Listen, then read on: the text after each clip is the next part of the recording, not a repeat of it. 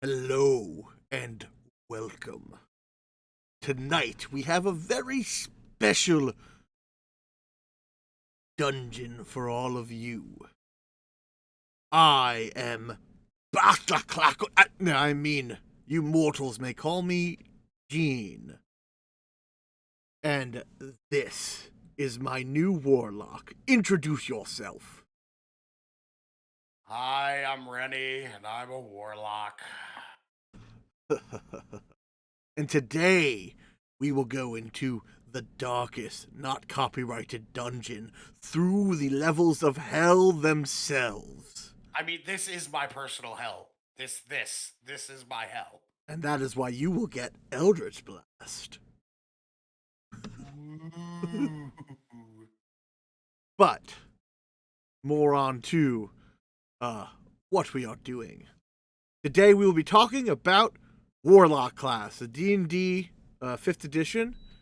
And as Renny and I like to say, it's a matter of opinion. Everything on this show is opinions. Rennie's hate of warlocks, an opinion. Some shared, some not.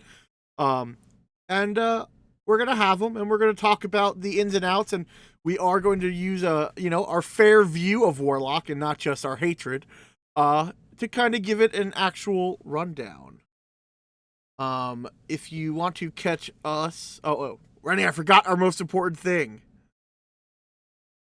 Oh, we Our are unconventional heroes. Nailed it. Nailed it. One take. Nailed it. one take. It's only one take. One take. Like Clint Eastwood, it's only one take. Only one take. I just heard that thing too. About that thing. But yeah. So, we are not only doing our very special Warlock episode, which we're going to warn you might run a little long. There was a lot to cover. So if it gets too long, we might have to break this into two parts. But we're going to determine that as we go. Besides that, we have some upcoming events that you can check us out, which is right now, Julia and I, and maybe, wink wink, soon to be Renny. I don't know if this is certain things have been announced or not. But you can check out at least Julia and I on Players and Creators Wednesdays, where we have just finished the Lost Mines of Phandelver game, and in a few weeks, we will be continuing the campaign with our characters as somewhere else. And I don't want to give out too many details because I don't know what I'm allowed to say. Then this following Tuesday, so this Tuesday coming up, we will be continuing Lost Legacy as our adventurers are on the way to perform a knot heist and decipher a code. And of course we will be continuing more Dungeon Delvers on Mondays here and there. We'll see. Yeah. If I make it this episode, we'll do more. If Renny survives, we'll do it. And keep tuned. We'll see what comes on what weird event or not happens Fridays or not. But there are things in discussion. So to continue that, feel free to ask audience questions.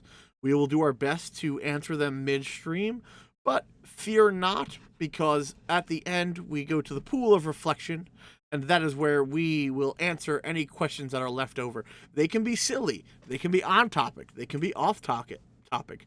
It's really up to you, and we'll do our best answering them. Did I miss anything, Ren?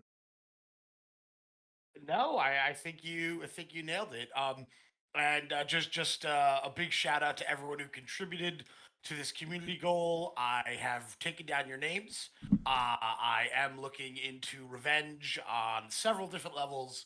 You will be contacted soon. Well, if I grant him that power. But as is tradition, why don't we roll some initiative and enter this dungeon? Dun, dun, dun, dun.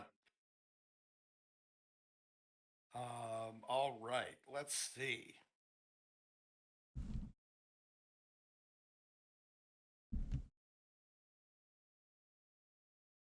Oh, a 10, a strong 10. Hmm. Let's see what I got.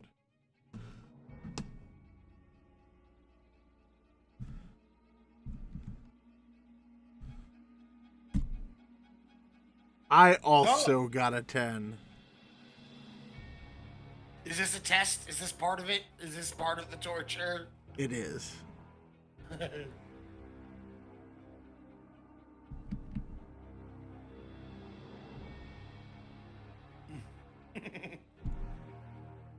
There's a 4. Keeping it real.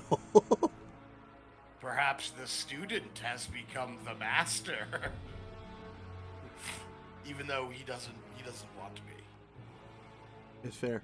Oh, I did forget to mention, everyone. If you hover over your Twitch, you can see Renny's Warlock that we will discuss at the end that he built. Yep. I didn't take Eldritch Blast, damn it, and it was a choice.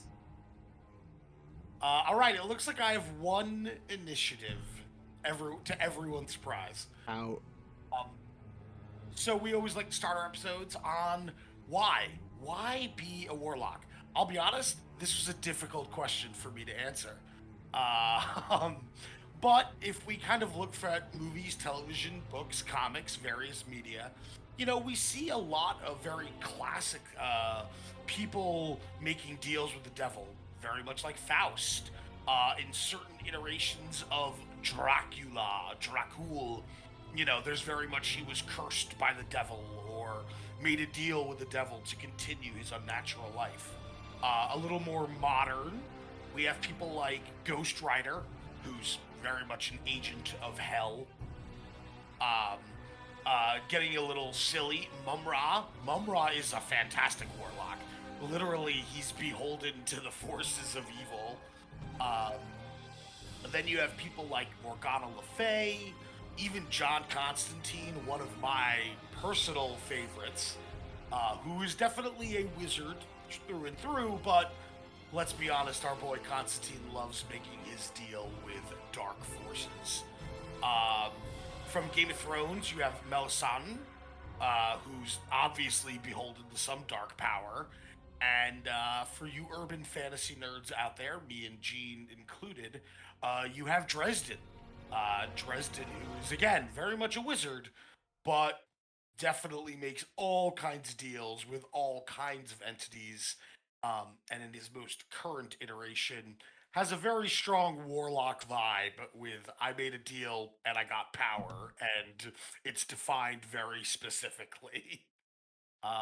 Yeah, so uh, Gene, would you want to talk about some RP and thematic elements? Sure. Sorry, music decided to just hit itself again. But that's fine. Fine. It was cool. All right. I mean, if you look into D&D, a lot of classes are kind of self-explanatory, but the Warlock kind of has this like heavy RP um inspired theme. You have these otherworldly patrons, you're making pacts, you're getting weird invocations that make you maybe more monstrous or give you eldritch dark powers. And so it's really cool. And like, I think part of that is when you're playing a warlock, especially in a homebrew game or a private game, you can get a chance to really explore those elements. And it can make Warlock a lot more fun because there could be wagers, there could be deeds you have to perform to maintain this bond versus some of the organized play and less focused DMs on that can make you lose a lot of that fun side of a lot of the RP that should be coming out of. Yeah, yeah, no, definitely. You get that strong connection to those dark and eldritch powers, and depending on GM, you can have a lot of fun. Something that again, it took a lot to get there, but warlocks are always going to be a high charisma kind of character, and they're going to be pretty good at social skills, whether they focus on them or not. You know, every warlock, since charisma is pretty much your main stat, you're going to be often the social character. Now, depending on your particular brand of warlocking, You might be better at it or worse, but your charisma's you're always gonna have a force of personality, whether beauty or you're just such an edge lord that people just are they want to know more about you. Yes, Whatever, come to me. whatever your dumb warlock thing is. I mean, warlock specialty. Um, you will always be a charismatic character, and that has a draw for certain types of players.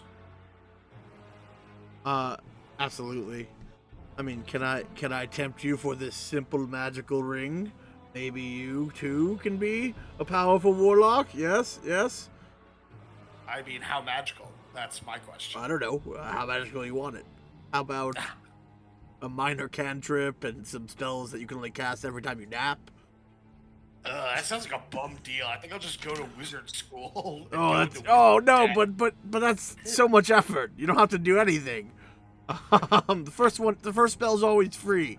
Anyway, yeah, no, but they're very powerful range casters. You know, with their they have a lot of invocations focused on one single cantrip, and that cantrip is kind of awesome. Because it has a far range and you get multiple attacks with it. They have a lot of keep things at range and I'll deal with it later mechanics, which are very nice. So, not saying you can't be a fight boy, Gish warlock. There are specific types for that. But a lot of the older editions of warlock focus heavily on range. So, and that kind of neatly goes into, hey, heard you like Eldritch Blast. Yeah. It's if you're really into Eldritch Blast and it just makes your bloomers get real in a tither, Warlock's the place to be. And again, as hard as this episode will be for me, there is a high customization. There's a lot of options for Warlock, as me and Gene kind of discovered as we created this episode, which can really lead to some wildly different Warlocks of the same patron or of the same pact. It comes down to how you build your Warlock, how you envision them in your head, and how you put them on paper, quote unquote.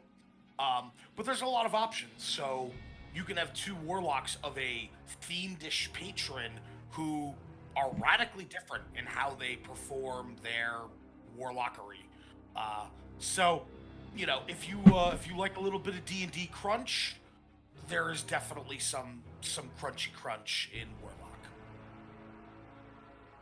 Yeah, and they do get a few unique spells that are warlock specific, which is kind of neat because they don't have a great spell list, so that kind of helps. Listen, So fun. Gonna be honest, like they get really cool unique spells, but it may not make up for some of the spells they missed out on. It's true. It's true. You have a very truncated spell list. But we'll talk about that when we talk about warlock weaknesses. And boy, howdy, do they have. Well, Uh, new go fledgling. ahead.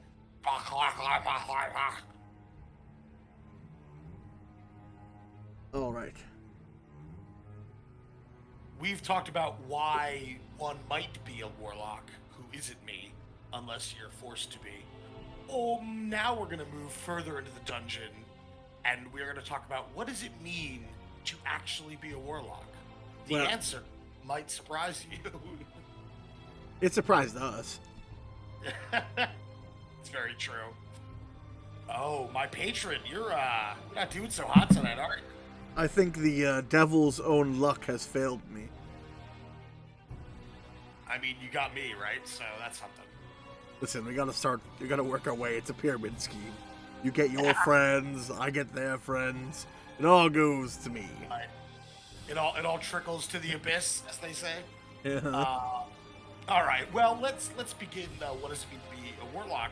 Is they are kind of a really unique class. There is no class like warlock, which is kind of cool in its own right. In kind of the way that their class features interact with their patron and their packs. a lot of classes have a very linear kind of growth. And while that some of that is true for Warlock, there is very much a mix and match quality to them, depending on what invocations you take and what patron you take and what pact you take, and you can make some interesting combinations, I guess. Um, so there's a novelty to them, uh, and that is appealing to some people for some reason. Ow. Gene, you want to talk a little bit about otherworldly patrons? Can Uh, only make sense. uh, heck yeah. All right. Yeah. So your otherworldly patients, these are kind of like your subclasses, but you get them really early, and like much like sorcerers and other certain other classes. Um, but you have some interesting ones. You got the Archfey, which as you can imagine, involves glamours and whatnot. You got Celestial, which involves like healing and positive energy. You got the Fathomless, which is like the depth of the oceans, like fucking krakens and tentacles galore.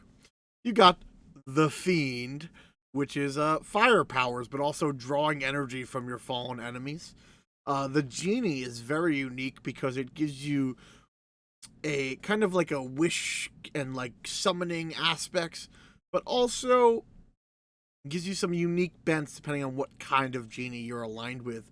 The great old one, it's kind of like your Cthulhuid outer star horrors that minds are so eldritch that thinking about that would make you go mad.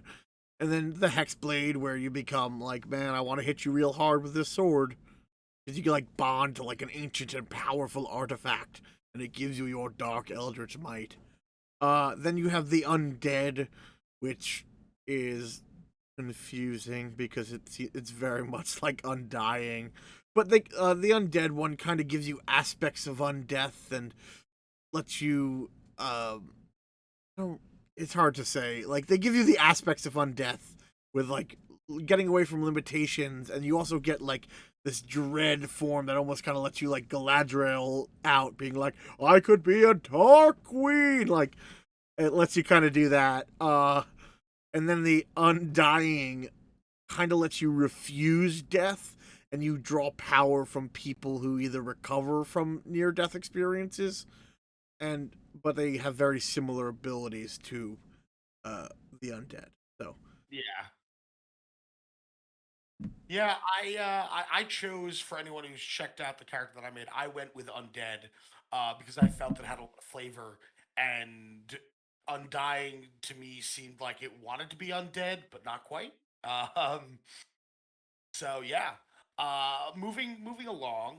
When it comes with the kind of, again, when I talked about the unique aspects of Warlock, their unique aspect, and probably the one I hate the most, is Pact Magic, where you get a very limited number of spell slots. You can literally count them on one hand, even if you've been through an industrial accident.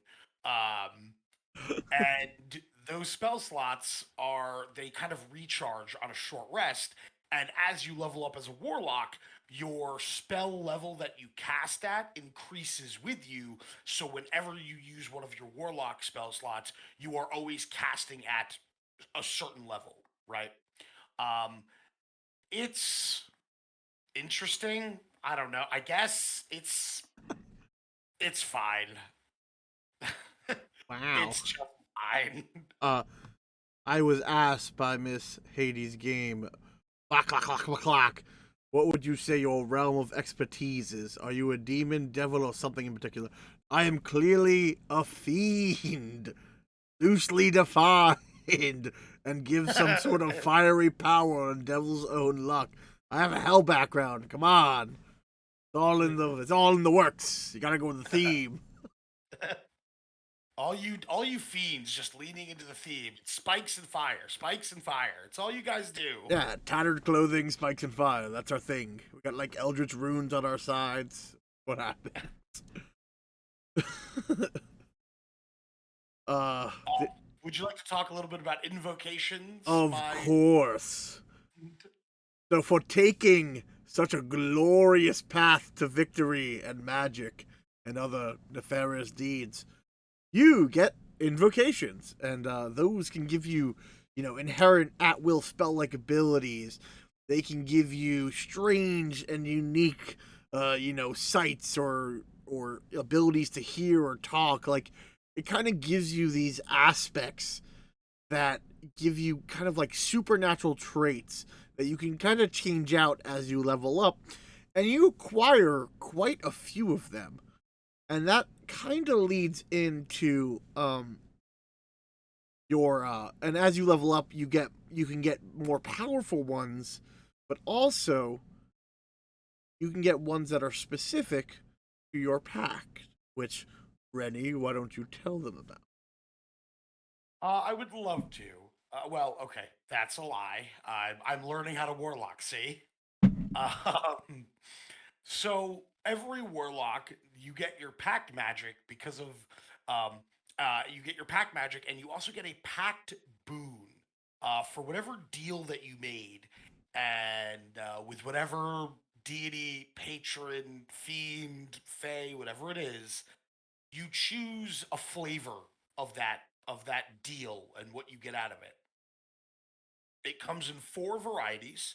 You have Pact of the Blade, Pact of the Chain, Pact of the Tome, and Pact of the Talisman, um, which really kind of sets you up for the rest of your warlock career.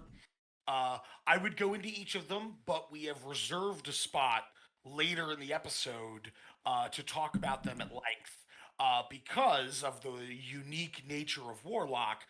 um, it's kind of your subclass and also your archetype. It's a little strange, so we're going to devote a little extra time to it when we talk about invocations later on, and patrons as well. I believe you have some questions, young warlock.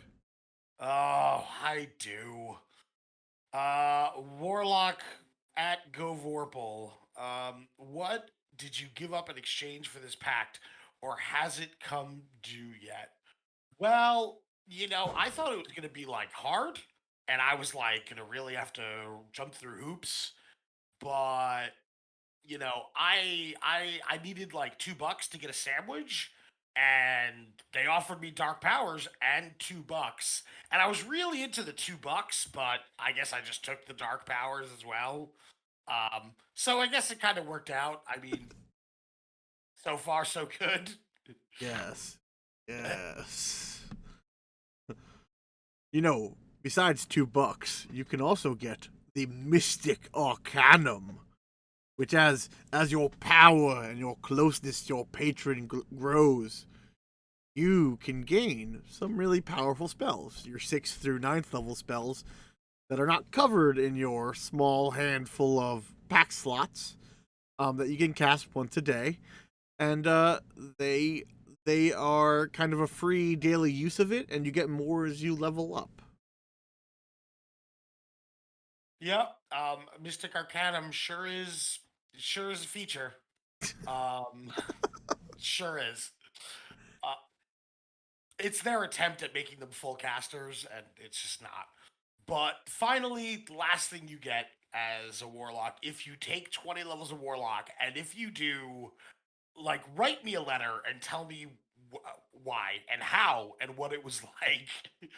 um, but at Eldritch Master, your 20th level capstone ability, you essentially can take a minute and go, "Oh, oh, sweet fiendish Jesus, please, pretty please, give me back the 4 spell slots that I'm only allowed to have because I'm such a crappy caster. I really don't know what to do without them. Please, Uh, please, please, give me 4 spell slots I see back." you've met JEE apostrophe ZB apostrophe EL apostrophe X. Yeah, yeah. No, he wears a lot of eye makeup. He's a cool guy though. But yeah, honestly, as a capstone ability, I think it's fine. The way that I look at it, it's kind of like they finally give your party members a break. because this whole time for 20 levels you've been begging your party members for short rests when they didn't necessarily need one, but you definitely did. And so they were like, all right, once a day you can just kind of like say, hey, big guy, big gal, big eldritch horror, hook me up, and you, you give your friends a break is what it is. Listen, but you could also just have a very nappy party. How about that Battle Master fighter? How about your cleric who wants his channel divinities? Just get a nappy party. Yeah, but they can do fine without them. You are a ham sandwich without them. How? Yeah, well, you traded your soul for a ham sandwich, so that's your foolish mistake. And I think that's where I went wrong. And I was like, well, I could get a ham sandwich. And you're like, oh, I'll show you ham sandwiches. And I was like, oh, that sounds nice. I didn't realize what you were talking about, what I was talking about. Oh, Um, devil's in the detail. so you keep telling me. What? Um, I was gonna say, why don't we talk more about me? And let us venture into the next room. Our otherworldly patrons. Yeah, and I'm gonna let you guys know. We've kind of broken up otherworldly patrons, different packs that you can take, and invocations in some different ways. So if you're going, hey, well, warlocks can do this, and we're not talking about it, we're probably gonna talk about it in a different section. So let us move on to otherworldly patrons, and let us see if my patron can finally go first on initiative. DJ Poser, you are wise for multi-classing into Warlock because Renny sold you on. Don't do it. Don't do it, man. Don't. Oh no! Yeah. My Talk, patron. talk shit and see what happens. I beat you with that 4. You did. You did. I am beaten. So this is kind of the otherworldly patrons. This really helps kind of tell your story. It's kind of like very similar to like what bloodline you have as a sorcerer kind of defines what your future is going to be like. The otherworldly patron, influences what happens as you're going to be gaining levels and getting special features, which generally augment uh, who you are and kind of define a few of your warlock based powers. And so you get to really customize that flavor. Like, there's nothing saying you can't be a fiendish warlock who also fights with like a flaming sword, or being like a fathomless like deep sea warlock who has like underwater like familiar that you've changed and you control like sea monsters. Like, these are all options, but they don't have, it's kind of how you choose. So to start with it, I won initiative. I will start with the Archfey. This is some sort of like powerful Fey to the point like, any Fey you see statted in the monster manual, they are like leaps and bounds, almost gods into themselves in the Fey realms. Um, Kind of as part of that aspect, you get this like you get this ability where you can kind of like do this like 10-foot glamour or fear effect on people. Um, then you can also, as you get more powerful, bravely teleport away in a misty flourish when someone hurts you. Eventually, you become immune to the charm effect, which not many people get as a class feature. And to the point where someone tries to charm you, you can reflect it back at them. And then lastly, their big capstone at 14th, or yeah, I believe. Uh, Yep. you get Dark Delirium, where you kind of send people to their mind to like this shadow realm where they like experience horrors and whatever things. Some of the highlight spells I chose for them was having sleep. I think was really cool because even if you're casting a 5th level sleep, that's a lot of dice. It's a lot of hit points. Um, Really is. Calm Emotions, I think, is a very powerful spell when used correctly because you can end a fight almost instantaneously. Uh, Having Blink to kind of get you the fuck out of places and appear when you want to. Uh, greater invisibility, so you can run around just Eldritch blasting and not worrying about it. And then dominate person is always super good. And so that those were kind of my highlight spells for the Archfey. Nicely done. Nicely done. Um, you spoke so nice about those Fae, and though you hate them so much, not quite as much though as he hates the Celestials. How dare you? Um, so the Celestials is kind of a neat take on a patron, as opposed to dark and horrible and unknowing. These are creatures of the upper planes, creatures of law, of order. Some examples are Empyreans, a Solar, a Kirin, a Unicorn. Place creatures that you can be bound to in this way that you necessarily wouldn't think are evil, and a lot of their abilities kind of reflect that. Um, First off, you get some excellent extra spells added to your spell list. You get a Cure Wounds, a Guiding Bolt, and which both scale really nicely. Flaming Sphere, Lesser Restoration. Again, as a Warlock, having Lesser Restoration, neat. Daylight, which is a useless spell, but you have it. Revivify, Guardian of Faith, Wall of Fire. Wall of Fire is a great spell. And then finally, Flame Strike and Greater Restoration. I mean, Flame Strike's just a mean AoE spell. And having a Greater Restoration in the bank, while again, you have precious little resources to use it, is nice to have. Um, you get some bonus cantrips, which is nice because while you do gain more cantrips as you level as a warlock, you don't start out with very many. So at first level, instantly getting light and sacred flame is kind of nice. Um, you also then get a healing pool of D6s, which is just really exciting for a warlock because a lot of times you think of warlocks as these arcane casters and blasters, and they control the battlefield with darkness and all kinds of nastiness. And these warlocks kind of break the mold with having a healing pool that you can use for your friends, which is awesome.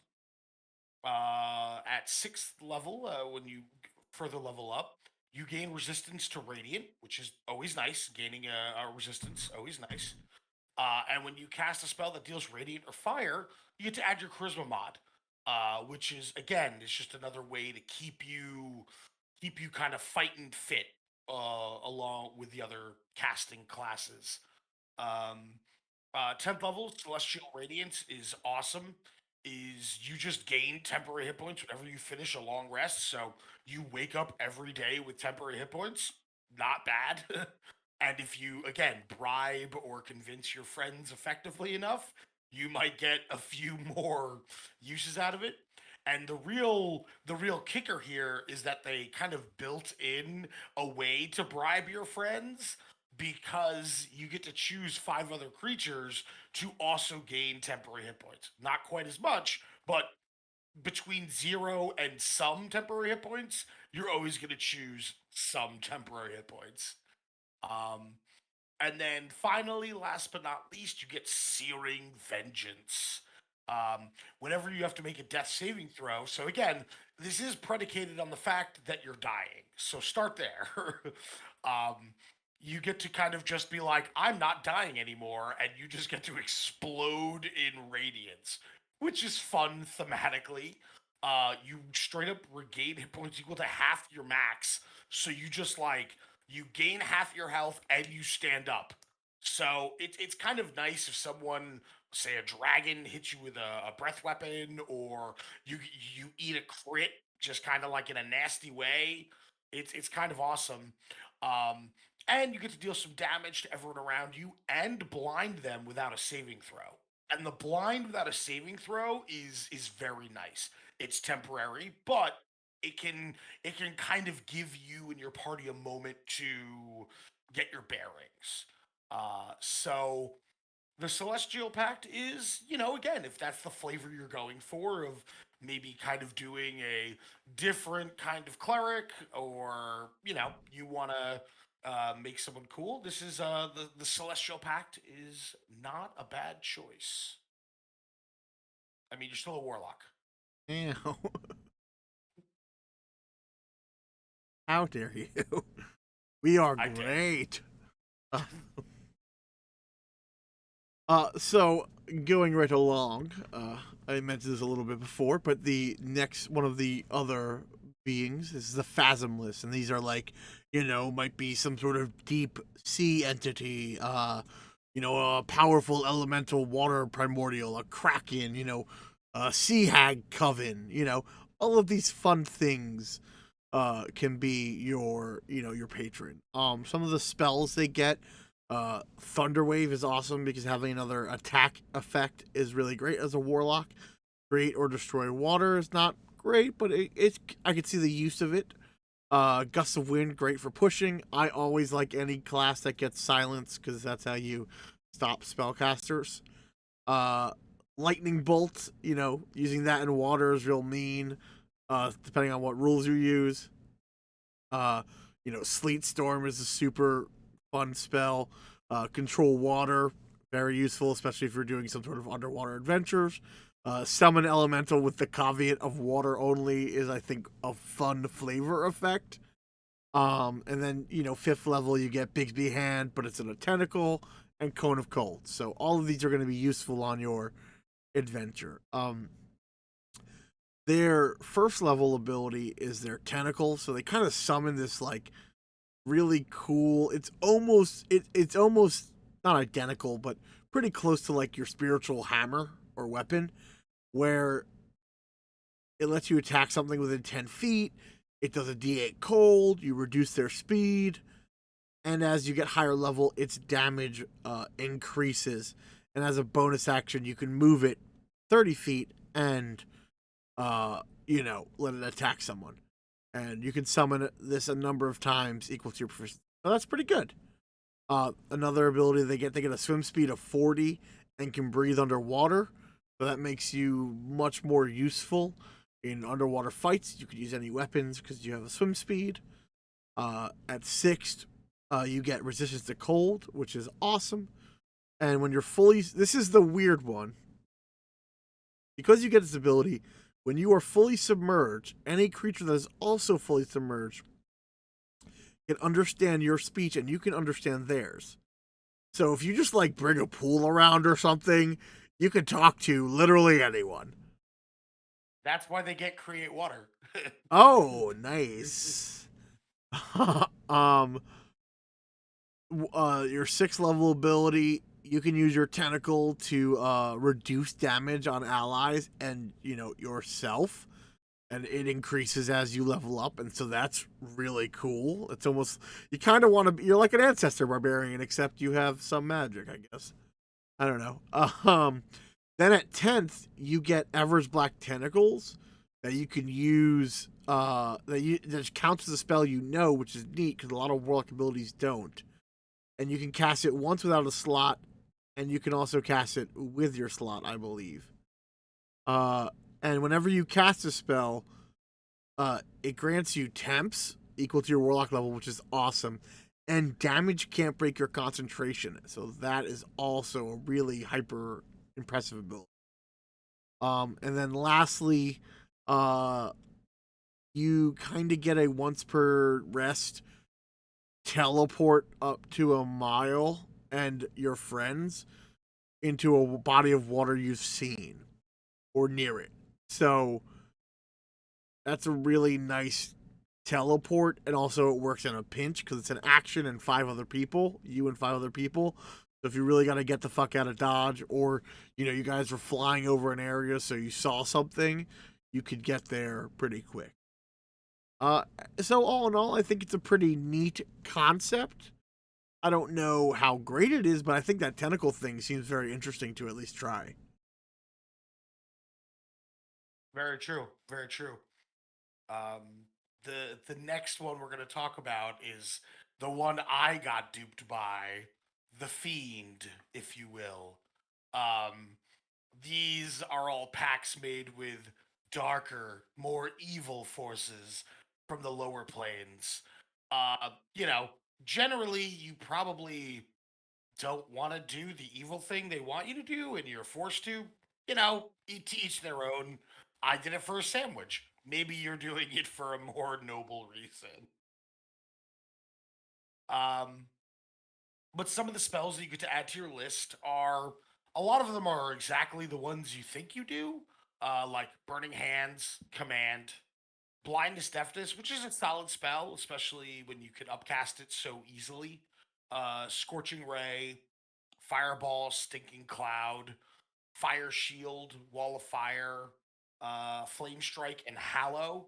And again, a lot of these spells are like, are you demonic? Do you want to throw fire and brimstone around? Here you go. um, this, I imagine, is considered one of the very classic Warlock paths. There's a lot of extra damage. There's a lot of ways to heal yourself out of killing people. It's a very, oh, do you want to burn people alive? This is how you do that. And starting at first level, whenever you kill someone, you just gain temps equal to your charisma plus your warlock level. So that adds up pretty freaking quickly.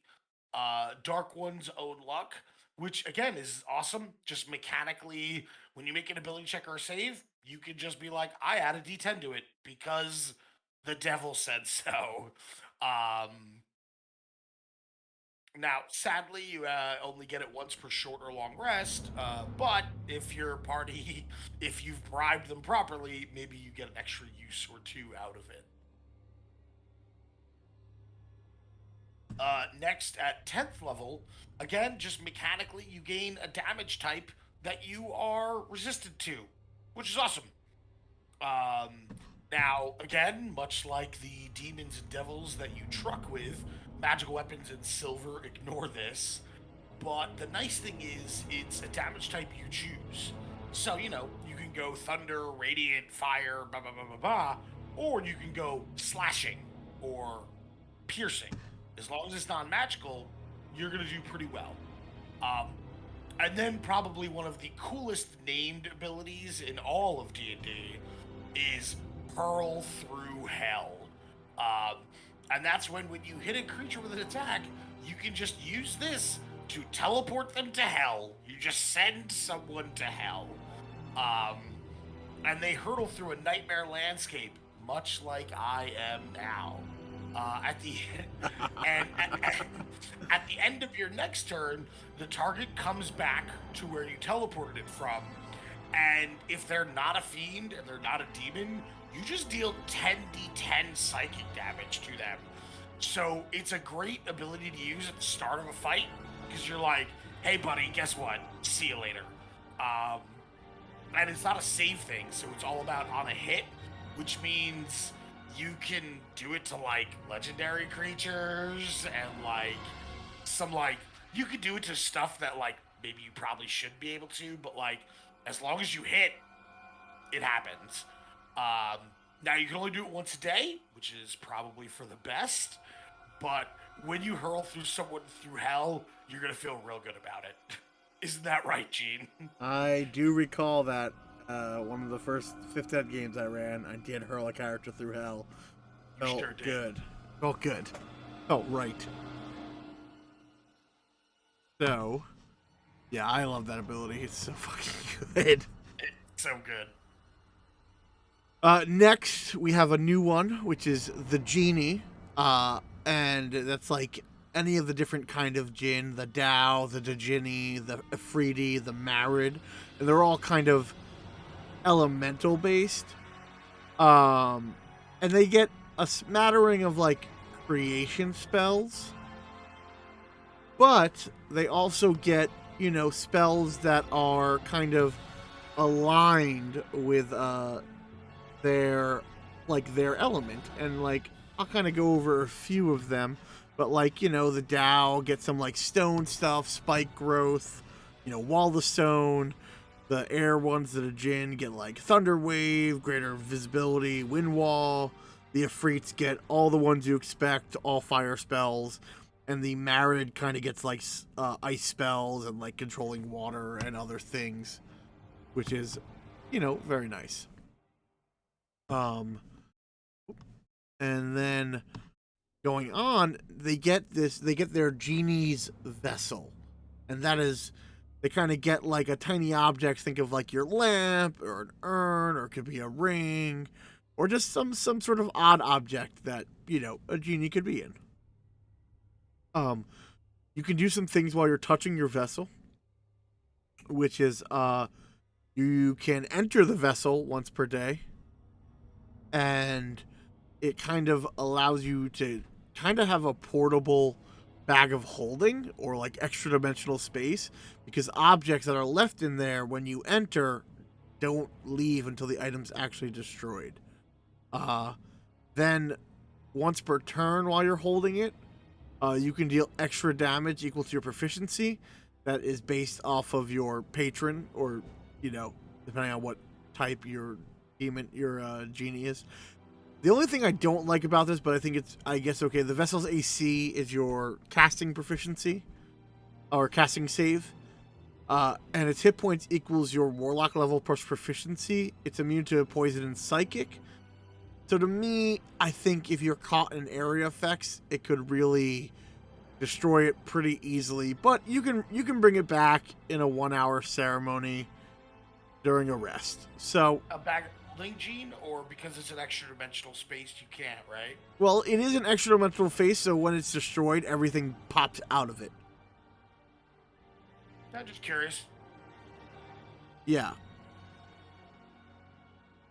And you can remain in there for a number of hours equal to double your proficiency. Yeah, it's weird. Yeah. It's an extra dimensional space, so that might interact weirdly with like bags of holding. But it's kind of like you have a portable one, because you have a 20 by 20 foot thing that doesn't have weight limits inside there. That's kind of interesting. Let's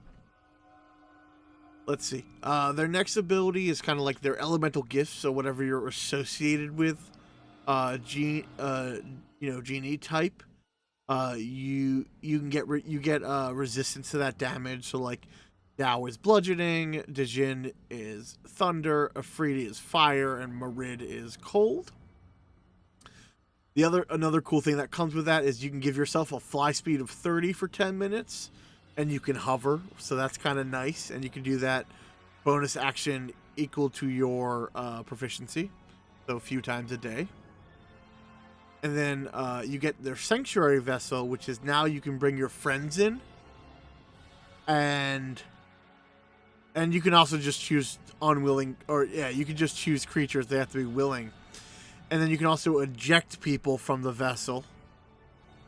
And in addition, this kind of emphasizes your friends to want to hang out with you, because if they're in their vessel for 10 minutes, everyone gains the benefit of finishing a short rest, and they can add their proficiency bonus to the number of hit points they regain if they spend hit dice. More short rest bribes for your party. Yeah, it is. And then, now I think their level 14 is probably one of the better ones, where they get limited wish. So you can get your patron to give you a wish, which equals a one spell that is 6th level or lower and has a casting time of 1 action, but it can be from any class list. You don't need requirements. You don't need costly components. This simply just takes effect as part of this action, but you don't recover that for a number of D4 days. So it can really help you in a pinch, or like your friend just died and you're like, well, I need to raise dead, baby. Bam, So I think that's a really cool capstone and definitely fits the flavor of that patron. Yeah, no, getting a limited wish from your patron, honestly, that's probably the best, like, making a deal thing that I've seen. And they also... At the end, cool. They also get wish as their spell list from their djinn, so their 9th level arcanum can be a wish. Yeah. Yeah. Well, moving past the cosmic servitude that Genes represent, we go to cosmic madness that the Great Old Ones represent. Creatures who are foreign to our very reality. This is Cthulhu, the King in Yellow, Pastor, you know, all those creatures and beings and entities who live beyond. Um, their spell list is kind of weird and trippy, much like you think it might be. They get Dissonant Whispers, Tasha's Hideous Laughter, which is just not a spell that you want to sleep on. Detect Thoughts and Phantasmal Force, not bad. Clairvoyance and Sending, again, so you can see beyond, right? Dominate Beasts and Evard's Black Tentacles, because you can't be a weird Cthulhu worshiper without Evard's Black Tentacles. Dominate Person and Telekinesis, finally at fifth. There's just some solid spells in there, but again, this one is very thematic, and you have to be prepared to kind of play this like from beyond kind of person. Maybe a little cultisty, maybe. Um, the nice thing is, at first level, you get straight up telepathy with any creature within 30 feet. You don't just share a language, they just understand you. As long as they can understand any language, they can understand you. Which is kind of nice as you get to bridge that gap of communication when that matters. Um, Next, you get Entropic Ward, which is pretty cool. When a creature makes an attack roll against you, you can impose disadvantage on the roll with the reaction. If it misses, you gain advantage on your next attack roll against them, which you can use, kind of cleverly if you plan your turns out, right? Next, uh, Thought Shield is awesome. Your thoughts cannot be read by telepathy or any other means unless you let them be. You have resistance to psychic, which is nice because that is a very rare damage type to be resistant to. And whenever a creature deals psychic damage to you, they take the same amount that you do. So it's your resistance, but when someone tries to touch your mind that has touched beyond, they suffer for it, which is kind of gross and cool. And then lastly, this one, you shouldn't be a good person and have this ability. It's called Create Thrall, and you infect a humanoid's mind with the alien magic of your patron. And you find an incapacitated person, or you make an incapacitated person. They are then charmed by you until a remove curse spell is cast on them. And the charmed condition is removed from it, or you use this to make a different thrall. And then you can telepathically communicate with them as long as you're on the same plane of existence. You essentially get a fanatical worshiper. You become You a know. baby Illithid. Yeah, exactly that. And again, it's pretty much taking the will of someone else and making it your own. You're probably not a great person if you're going around making thralls. Just throwing it out there. I mean, everyone needs a deal. Just, it's fine. Fine. I mean, cheap labor is cheap labor, but still. That's true. Yeah, so going on, we'll talk next about the Hexblade. So the idea is like there were ancient artifacts and sentient weapons forged in the deep dark Shadowfell, and you have contacted them and made a pact with them, or made them your patron, and they kind of give you power, and it lets you kind of like a lot of your powers mimic, the first of these, which are rumored to be created by the Raven Queen, depending on your campaign. So they have a pretty decent spell list, which involves a majority of the smite spells. They get shield, which is fantastic because you're probably one of the more truer gishes of the Warlock. Unless you take the other pact thing.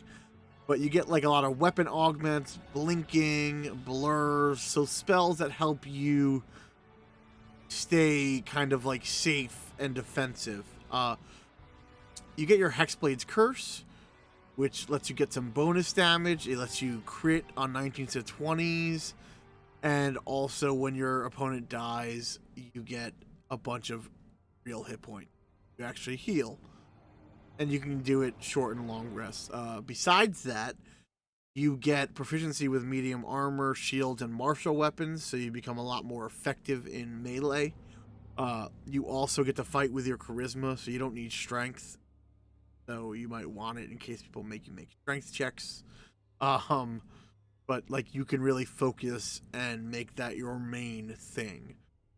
And then kind of like the idea is like because your power comes from the Shadowfell, when you slay a humanoid at 6, you can raise them as a specter, and they're a little bit enhanced. They get some temps, and they also get a bonus to their attack rolls. So you kind of make them a little bit more effective, and they obey your verbal commands, so you don't have to waste actions to control these pets. Their 10th level ability is super cool, the Armor of Hexes. It means that if someone hits you and they're cursed by your Hexblade's Curse, you can use your reaction to roll a d6, and on 4 or higher the attack misses. And it doesn't go away. As long as your Hexblade's Curse is active, you can use this reaction. That's kind of nice. And then lastly, you get your Master of Hexes, which kind of lets you transfer your Hexblade's Curse. And the only difference is you don't get the healing from the death of the previously cursed creature. But it's not an action, so it's as soon as you kill them, you can then move it, so you don't have to waste a bonus action like you would to move your hex. So it's pretty efficient, and it seems like they were definitely going for the Gish side of Warlock to really let you be like a fighting person while also having some magic to juice up you. Yeah, yeah, no, and there's a lot of combos other I mean, paladins and hexblades.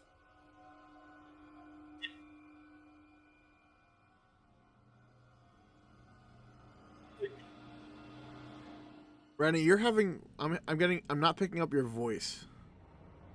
Oh no, All right, that was better. nope. Is that work Yeah, for yeah, us? yeah. Just in that last part, I heard you cutting in and out. Yep, no worries. Um, cool. So yeah, the hexblade is a pretty solid, fighting warlock. So the next one we have is the undead patron. And maybe not shockingly, your patron is a powerful, sentient undead. Maybe a lich, maybe a Draco lich, maybe a vampire lord. There's, you know, take your pick. There's a lot of them out there. Um, some of the spells they get are good. Some of them are just okay. Bane and False Life, they're fine. Um, Blindness, Deafness, again, it's a great spell, especially since you're going to upcast it. Phantasmal Force is okay. Phantom Steed and Speak with Dead, very nice to have. Death Ward and Greater Invisibility, can't go wrong with them. And then Anti Life Shell and Cloud Kill are actually very powerful spells. They're the first level ability you get as soon as you make your pact. You get the form of dread, and I'm a big fan of this form of dread as you sort of transform yourself into a you know you infuse your body with this undead aspect of whatever that means. You get temporary hit points. Whenever you hit someone, they have to make a saving throw, and then they're frightened of you, and you yourself are immune to frightened. Um, and I like this a lot. Being able to frighten people just with a normal attack kind of adds a lot of crowd control to your repertoire without you really trying very hard. Now, the frightened condition is it's as you gain higher levels, you might not get as much mileage out of, but it's still a very cool thing to have in the bank. Your next ability, the sixth level ability, is you don't need to eat, drink, or breathe because, undeath. Uh, and once on each of your turns, when you hit with an attack roll and roll damage against a creature, you can make that damage necrotic damage. And if you're in Form of Dread, you can roll an additional damage die when determining the amount of necrotic damage they take. That can get very powerful, especially on cantrips that require attack rolls. You can really juice up some damage. Um, some of your other spells that you might be able to take can really, it's a way to keep you in line with a damage dealing class. Um, Necrotic Husk, again, just you further creep towards the undead. You gain resistance to necrotic damage, which is nice.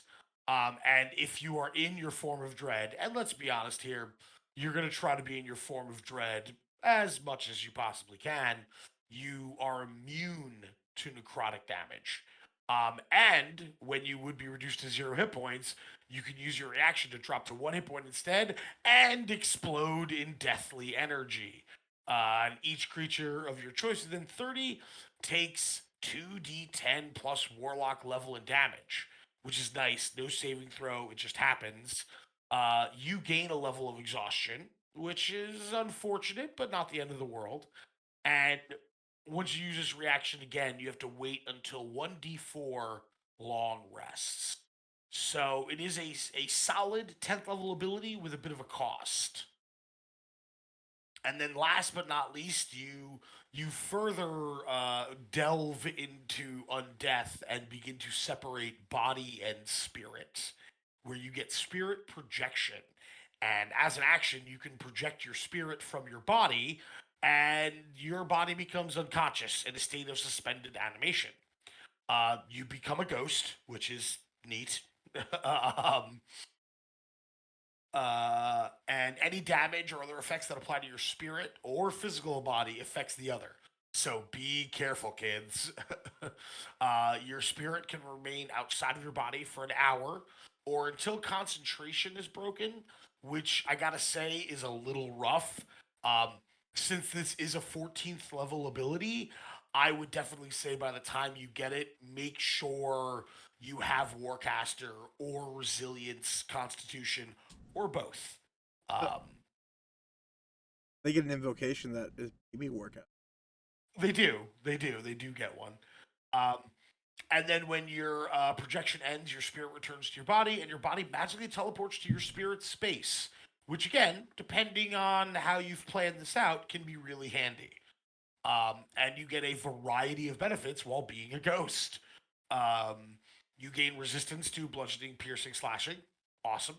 When you cast a spell of conjuration or necromancy, and the spell doesn't require verbal or semantic components or material components that lack a gold cost. So you can just cast spells kind of on the sly, which is neat. Um, you get a fly speed, which is great, and you can hover. You can move through creatures and objects as if they were difficult terrain, and you, like most things, if you end your turn inside them, you take damage. But suddenly, not caring about walls and doors and creatures, that can be really cool.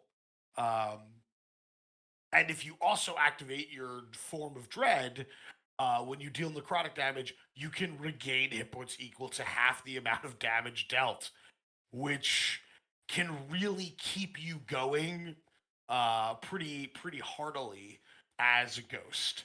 So yeah, I'm a big fan of the undead. Again, if you take a look at the warlock that I made, I went down this path because the idea of as you level up and as you gain experience, you kind of like your body crumbles and decays as your spirit grows stronger is a neat kind of concept.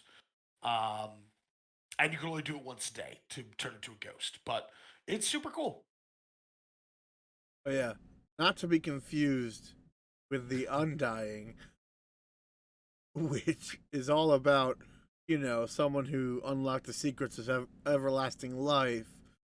Once mortal, now they're undead. never mind. No, not the same. Not undead, not But undead, undying, dying. but they're all about kind of like the secrets of life and death, and you determining them, and you get benefits from that. So, their expanded spell list: false life. Those temps are nice. Ray of sickness, great way to poison and kind of keep people weak. Blindness, deafness, great spell, especially since you're going to be casting it at high level eventually because you can't help yourself. Multiple targets without concentration. Silence, again, always great if you don't have counterspell. Feign death is weird. I understand why they give it to you, but I don't think it's that useful of a spell. Speak with dead, again, very flavorful, good. Aura of life is kind of really cool. I think it lets you heal and help people with death saves. Makes sense. Death ward, you prevent people from dying. And then contagion, one of the most brutal fucking spells because if you land it and they fail, bad. And then legend lore because the whole idea is that you find secrets. That's kind of cool. They get to spare the dying cantrip, which is really neat. And they have advantage against saving throws against disease. So you get an extra save, and that's cool. And then you kind of always have a forever sanctuary against undead, where if they want to target you, they have to make a saving throw unless you've hurt them. Then at level 6, they get to defy the death, where when you either succeed on a death saving throw or you stabilize a creature with spare the dying, you heal a d8 plus your con mod. So that's a pretty cool get out of dead free thing. Plus, you can do it with other people around you. So you can use that. At 10th level, you don't have to breathe, eat, sleep. Though if you want to get rid of exhaustion, and you can still benefit from short and long rest. So you don't have to sleep, but if you want to, you can. In addition, you start aging slowly. For every 10 years, you only age 1 year. And you're immune to being magically aged to kind of give you that time to study these. And then, lastly, you get indestructible life, which you can kind of just use a bonus action to heal a large amount of hit points with the D8 plus your Warlock level. And I think the really fun part about it is that it lets you reattach limbs, which is such an oddly specific thing. And it makes sense because one of the patrons they describe could be Vecna. So you could be like, well, I cut off my hand to replace it, but you know what? That got old fast, so I had to regrow my old hand. And that is last of the patrons. Nice. Woo! Now we always talk about like changing flavor to fit your needs. Now it's kind of weird with warlocks. Like there is definitely like, obviously two fiend warlocks are probably going to worship different kinds of fiends, right? Demon, devil, whatever. But a lot of your flavor is kind of baked into your patron. So while your patron might have a different name and a different uh, modus operandi and different goals, you still are a fiend warlock. So there is flavor you can mess with, but I think that the dial doesn't swing as wildly. Um, Now, next up, we're going to talk about the packs that you can make with those patrons we just spoke about, and the invocations that tie into those packs, and then invocations as kind of a whole. Uh, my lord and master, do you want to roll initiative for this next section? I will indeed. Ooh. Ooh. Yes, good. Looks like somebody was smelling the brimstone and woke the hell up. Maybe. Uh, yeah, apparently my warlock powers aren't that strong. Which you know So what? I'm okay with. so this is gonna be a little crunchy, but there's a lot of invocations that the warlock has options. By the end of the day, if you stay warlock, you will get a total of 8. So out of all of these, you will be able to own 8, and you will be able to change them as you level up. Some of these combine really well. Some of them are just fun. and you can look at your different class features. Now, the packs, which there are 4 separate ones, these specific things you get at 3rd level, which kind of really help hone in what type of warlock you're going to be. So we're going to start with the first one. This is the Pact of the Blade. It's kind of made for gishes. You literally create a magic weapon out of thin air. It's melee, and you can bond to it. It can't be stolen or disarmed, and you can kind of sneak weapons in because you just create them in your hand. So the niceness of this Invocate, this kind of sets that go with it. One of the first ones that comes off is improved pack weapon, because you can get it right out the gate. It now means you get a +1 weapon. You can also now summon range weapons. You can have weapons with special properties, certain properties that you couldn't get before. And it's kind of a huge deal because you can be very low level with a magic weapon. Then a nice combo on top of that is my favorite, Eldritch Smite, where you turn that limited amount of spell slots you have into incredibly powerful damaging attacks that knock people prone. It costs a lot, but man, does it feel good to be a fake paladin. um, That's exactly what it is. and then also on top of that, Thirsting Blade, which you also get at 5th, you get an extra attack feature. So you get the 2 attacks around, which is kind of a must if you're going to be fighting in melee. And then lastly, at the higher end, you get Life Drinker, which kind of just gives you your charisma mod to damage. So it's okay. It makes it so that if you just have a +1 weapon from the improved pack weapon, you don't need to have a super magic item to be your main weapon. And so the Pact of the Blade really focuses on you either getting a melee weapon or essentially making a really powerful range weapon for yourself. And the nice thing is, if you have improved pack weapon, you don't gotta choose. You don't exchange at a whim. Yeah. Um. Yeah. Yeah. Pact of the Blade is, again, if you want to punch people and have a few spell slots, the way to go. Next up, we have Pact of the Chain, which is just so like '90s radical to me. I I don't love know it. what you're talking about. um, you learn the find familiar spell for free, and you get a choice of improved familiars. Oh, by the way, big shout out to Ocelota77. Thank you for subscribing. Yeah, no, we this is the special community episode.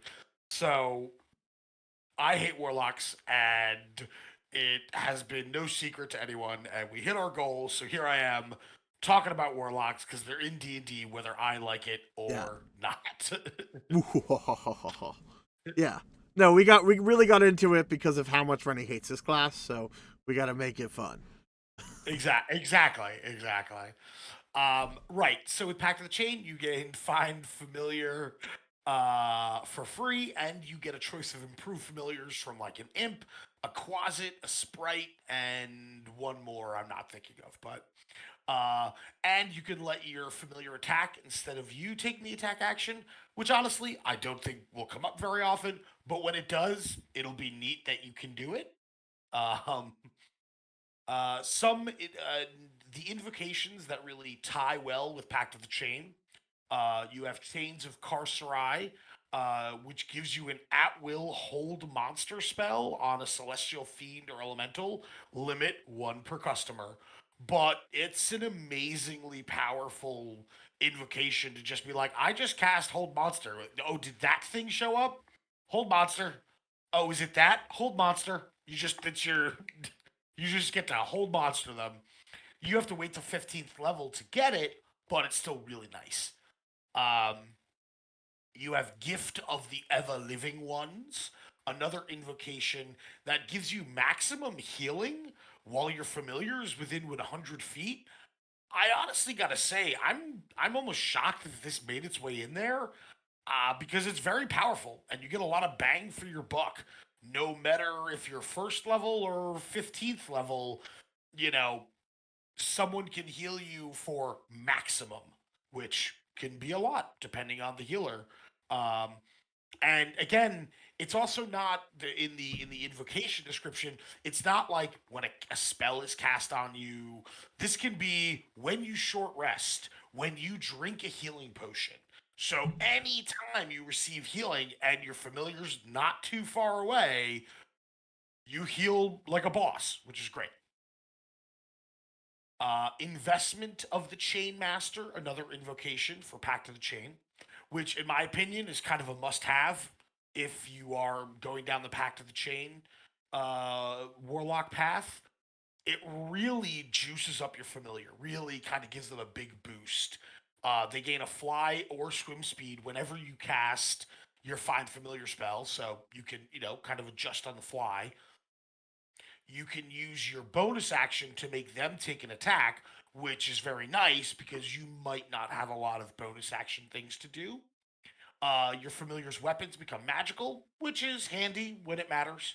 Um, but the really big one, or the two big ones, is you get to use your spell save DC when your familiar forces someone to make a save. So things like an imp with that nasty poison tail, things like the sprite with that sleeping poison thing they can do, that can really go a long way.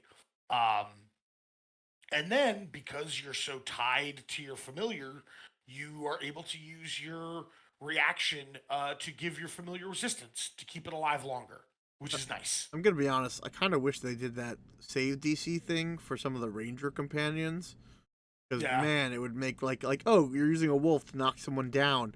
That DC is always gonna be an 11. Having Yep. it raise with you would be kind of a nice feature they add. Right, right. No, you're right.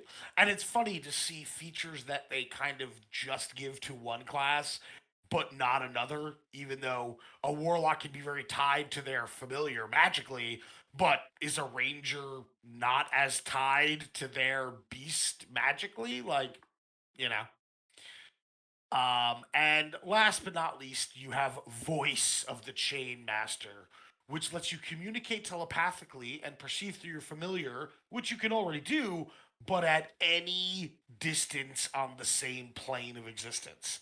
So you go from like a mile capability or 100 feet capability to as far as you fucking want. Um, and you can also speak your voice through your familiar, which can either be really creepy or really tactical and strategical, depending on the person doing it. And honestly, I don't think it's a must have, but if you're going down this road, it's probably one you pick up anyway. And it's kind of neat. Gene, you want to talk a little bit about Pact of the Yeah, Tome? I think Pack of the Tome is definitely one of the more interesting ones because A, you get this dope Book of Shadows. B, you get 3 cantrips, which is nice because you're gonna run out of spell slots, so you need something to boost that up. And then they have some special invocations that are pretty freaking cool. Um, Not the must-have, but a pretty fun one, which is Aspect of the Moon. You don't need to sleep, and you can't be forced to sleep. You still need 8 hours to get a long rest, but the whole idea is like, oh, you study your dark book or you're doing research, and you never have to stop. I think that's a really neat flavor for this warlock they're trying to sell you. Uh, I think the must-have is this one, which is, the Book of Ancient Secrets. It turns you into a ritual caster, but you can learn any ritual from any class. Very powerful if you're a person who has a lot of time and you're ready to prepare. Oh, Um, yeah. then Far Scribe uh can really let you be annoying.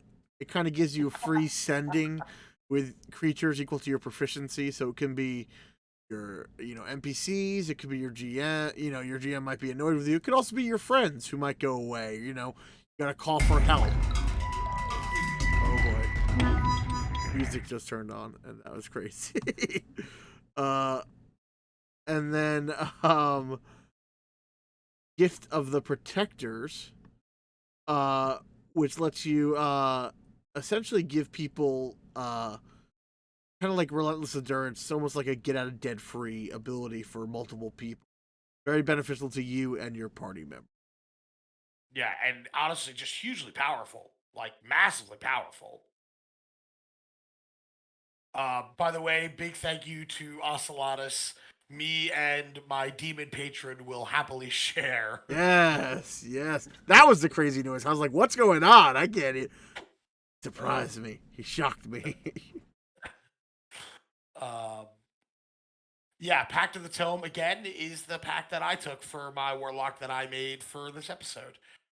And honestly, I feel like it makes you closer to a wizard, so obviously that's why I took it. I wanna say, Aslanus, I'm very thankful for you because this mask, if you guys all don't know, is hugely uncomfortable and giving me a pretty awesome headache. Just a pretty kick-ass headache. Uh, um, well, let's move right along, Gene. We're at an hour and a half, and honestly, I think we're going to be able to pull this off in under 2.5 hours. I Uh, I hope so. You know what? I would make a pact to be able to do that. how the tables have turned. Well, let's move along. Next up, we have the Pact of the Talisman, which is a newer pact that just came out in Tasha's. Um, Honestly, I like it because there's a lot of thematics, and it's the first pact that I've seen that is not well. I guess Pact of the Tome has a little bit of like right in the Book of Shadows, and you can benefit others. But with Pact of the Talisman, you straight up get an amulet or a talisman you can hand to other people to give them very tangible benefits. Or you can wear it yourself and be a selfish jerk. It's your call. When you first take this pact, you can add a d4 to a failed ability check a number of times equal to your proficiency bonus per long rest. Now, I don't think that's terrible that you get to throw a d4 at a problem, but if you're failing a check, how often are you failing by one or two? It happens. It happens that you only might fail by a little, but I feel a lot of times you fail by more than that. So I don't know how much mileage you're going to get out of it. It'll be nice when it works, but I don't know. And again, maybe in play or in practice, it's a little more meaty, but I have not seen it yet.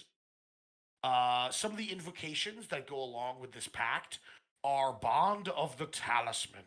While another person is wearing your talisman, and this one is my favorite one, you can teleport to that person or they can teleport to you as an action as long as you're both on the same plane of existence a number of times a day equal to your proficiency bonus. And I don't know if it's a must have, but it's definitely one of the coolest uses of that talisman and the sharing of it. Um,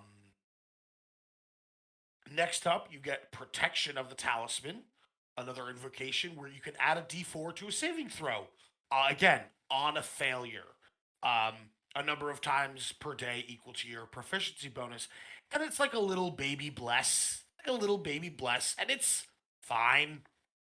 Again, my problem with a lot of these is that they're just failures. Like, you have to fail to activate these abilities, and I'd much rather be like, oh shit, am I gonna have to save versus the dragon breath? Am I gonna have to save to fall in that 100-foot pit? Can I use my talisman thing right now to add a d4 to this roll? You know, I kind of hate that you have to fail in order to activate, but here we are. I think the one must-have invocation for a Pact of Talisman is the Rebuke of the Talisman, where the person holding your talisman, again, doesn't have to be you, can use their reaction to push someone 10 feet away and deal a very small amount of psychic damage equal to your proficiency bonus. Um, and again, it's kind of cool because it's unlimited. And if you don't have anything to do with your reaction, well, neat. Now you have. And that this reaction is to someone hitting you. So, you know, again, if you have nothing better to do, cool. If you have something better to do, probably do that. Definitely. All right, and now the The most important invocations, the ones that augment your Eldritch Blast. Pew pew pew. What you Uh, been waiting for, kids? yeah. So they give you a good amount to really do that. So, the very simple one, Agonizing Blast, add your charisma bonus to damage, so you turn this cantrip into real serious business. Um, Oh, Eldritch Spear, do you want to shoot your Eldritch Blast like longbows without disadvantage? Because that's what you do. Uh, Grasp of Hadar, do you want to be a dope ass scorpion and yell, get over here as you pull people, 10 feet closer to you? I mean, and then Lance of Lethargy lets you slow people down for every hit. You reduce them 10 feet, so that can be really mean with a push or a pull. Just kind of like make it so they can't come back to you. And then Repelling Blast, which is a nice, like, 10-foot pushback, no save. And I thought of something which is like, you have Eldritch Spear, you had Spell Sniper, you can have a 600-foot range, and that seems unnecessary. ludicrous. You're like, I don't. Hey, over there. Pew, Yeah. pew, pew. It's coming to get you. Just stay there. Oh yeah. And again, listen, if you're an Eldritch Blast user and you kind of focus up on Eldritch Blast with a few invocations and you use it, day in, day out, fight after fight, round after round, you're not gonna have a bad time. Like you're not. um and it's nice that those invocations kind of give you some crowd control worked in to a cantrip. Again, you're eating up valuable invocation slots, but if you're using it, then it's worthwhile. We're now going to move into a lot of the invocations that give you spells or spell-like abilities, mostly spells. First off, Armor of Shadows, a very popular invocation in my opinion, which gives you mage armor at will. Again, you can be the nudist warlock and still have a pretty rockin' AC, which is pretty awesome. Um, there is Ascendant Step, which gives you levitation at will, which I love. I mean, it might get you out of some jams, but I would really just use that to be like, "Behold my dark power" as you slowly rise off the ground. Which I think was what it's really there for. Um, Beast speech lets you speak with animals at will. Again, and that's the kind of the cool thing about a lot of invocations beyond ones that really tie into your pact. Um, is that you just get an ability you use constantly. You can always speak to animals. If there's, hey man, we're in this place and we don't know the next step to take. I'm gonna talk to some birds. I'm gonna talk to some gophers, see what they've seen. So it gives you these cool little tools in your toolbox. Um, you have Bewitching Whispers, um, where you can use Compulsion once using a Warlock spell slot. I don't know why you would, but you can. Uh, um, Next up, we have Dreadful Word, which lets you cast Confusion once with using a Warlock spell slot. Now, that one is very good because Confusion is just a mean ass spell to do to a group of people.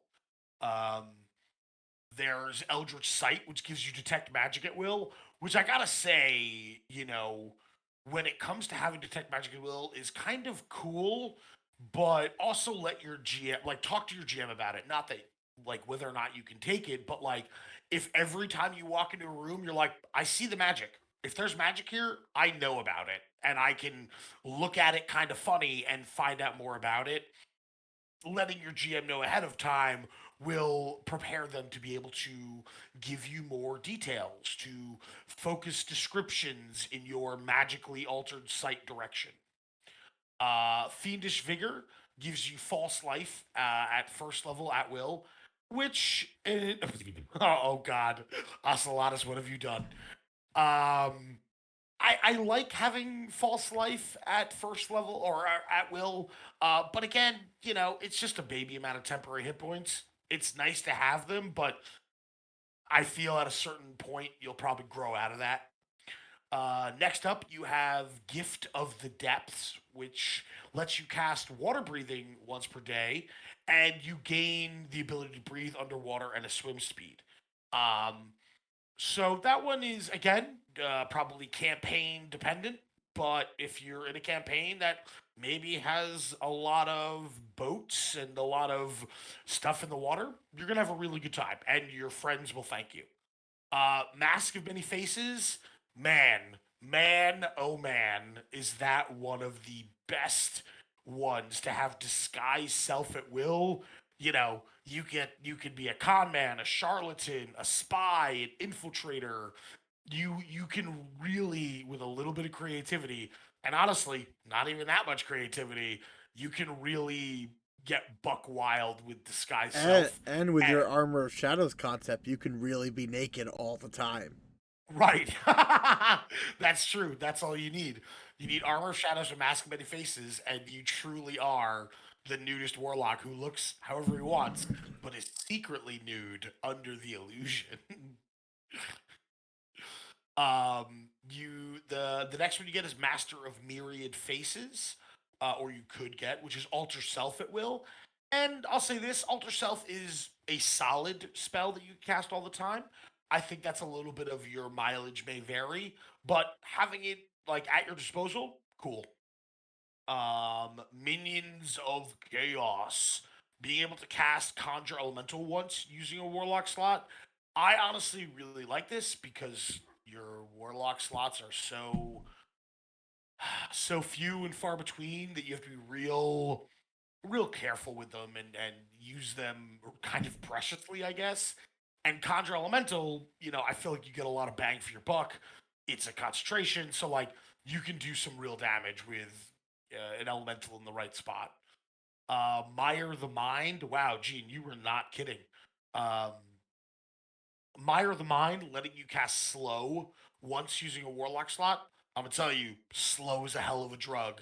Um, so I can see that one being very powerful. Um, Again, used in the right time. Misty Visions, silent image at will. I gotta say, if you're kind of creative and you're a bit cheeky, being able to just conjure illusions at will, that again, it's silent image, so those illusions can stand up to some scrutiny. You can get real janky with silent image. Um, but it takes a little thinking and a little creativity. Otherworldly Leap, having jump at will, that one can just be super useful. Um, Probably if you're a Hexblade, you love that a lot. Getting into fights where you need to be, getting to allies where you need to be, being able to jump triple distance at will, kind of dope. It's not quite flight, but it's pretty close. Sculptor of Flesh, which is just a weird and gross name. Being able to cast Polymorph once using a Warlock slot, you're never going to go wrong with Polymorph. Whether you use it to be a jerk or you use it to, you know, turn someone into something useful, you're never going to have a bad time with having a Polymorph. Shroud of Shadow, being able to cast invisibility at will. I think it will take a certain kind of warlock to really gain a lot of um, mileage out of, but literally just being like, I turn invisible. I'm invisible. Just at any given moment, you just can be invisible. It's pretty cool. Um, Sign of Ill Omen to be able to cast Bestow Curse. Bestow Curse is messed up. Doing that to people is messed up. Like, you are not a good person if you are creating thralls or bestowing curses. Like, you're not a great person. And being able to use it once using a warlock slot is nice if you are that kind of person. Thief of Five Fates, where you get to cast Bane once using a Warlock slot. I'll be honest, I think that's an entire waste of an invocation, but that's me. Trickster's Escape, letting you cast Freedom of Movement once per day. Again, you might not cast it every day, but the times that you need it, the times that you need a freedom of movement, you are going to be very happy that you have one in the bank. We're almost done with these, I swear. Undying Servitude, getting an animate dead once a day. Again, depends on the kind of person you are. If you really need friends in the form of skeletons and zombies, you, you know, being able to just pop an animate dead is pretty awesome. And it's also very thematic if you are, if your patron is the Undying or the Undead. Next, we have Visions of Distant Realms, which lets you cast Arcane Eye at will. And I gotta be honest, that's a really good scouting spell. And especially if it doesn't cost you anything, again, I guess like let your GM know that you have an arcane eye because sometimes it's about the mystery and the dungeon and what's around the corner. And with arcane eye, you're like, I know it's I'll just send the eye, don't sweat it. And it's not a catch all be all, but it can certainly be a thorn in your storyteller's side. So and last but almost least, is the Whispers of the Grave, which lets you cast Speak with Dead at will. I love Speak with Dead as a spell. It's an opportunity for roleplay. It's an opportunity for plot to be delivered to you. Um, and yes, very much that, Ocelotus.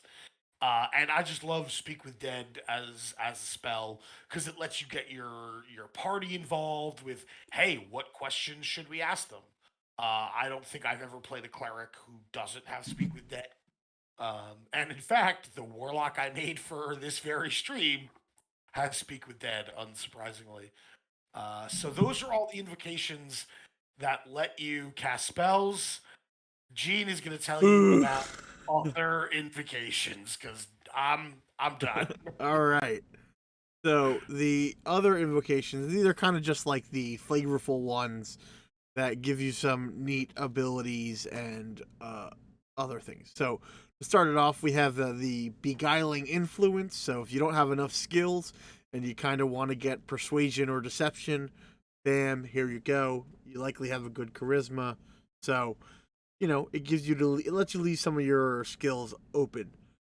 Cloak of Flies is super gross, but also super cool, where Gross. you cover yourself in a 5 foot aura of gross things.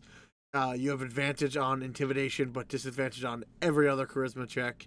All creatures take poison damage equal to your charisma mod, and they kind of last until you either end it, go unconscious, and you regain a use of it as a short or long rest.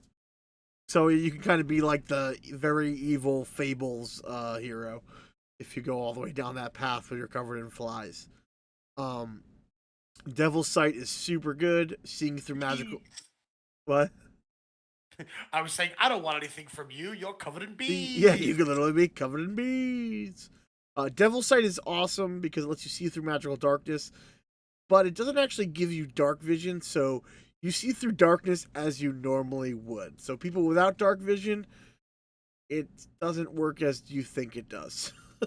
um, but that's also depending on your GM who can tell you how it actually works.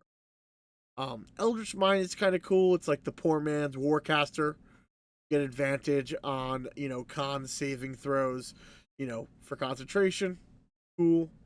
I think Eyes of the Runekeeper is super cool, where you can read all writing, and I think it can be used cleverly if your GM doesn't realize what you can do. Because like you can be like, you see ancient runes, you're like, I want to know exactly what those say.